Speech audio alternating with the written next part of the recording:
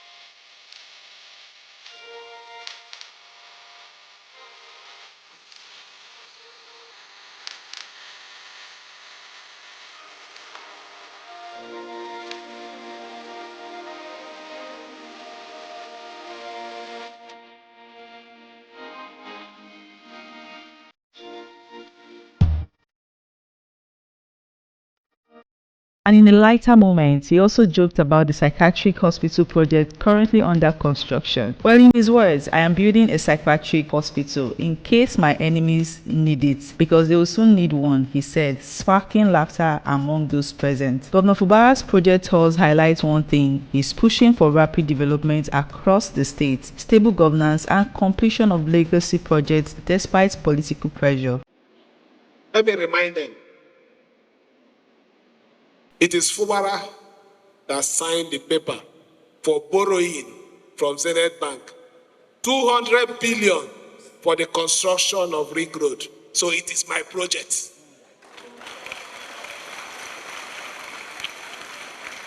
It is Fubara that has awarded Trans-Calabari Road that they couldn't do. They did only a bridge from Krakrama.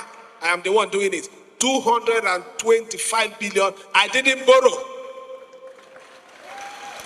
It is this same Fubara that is building a general hospital, which I also included a psychiatric hospital, because they will need it very soon in their place.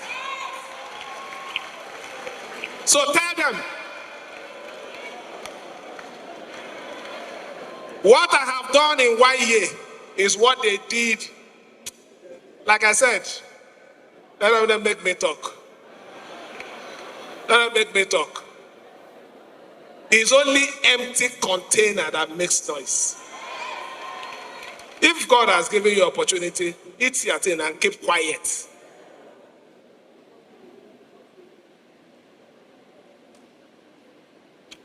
God will continue to give us the strength to do the best for our people without fear.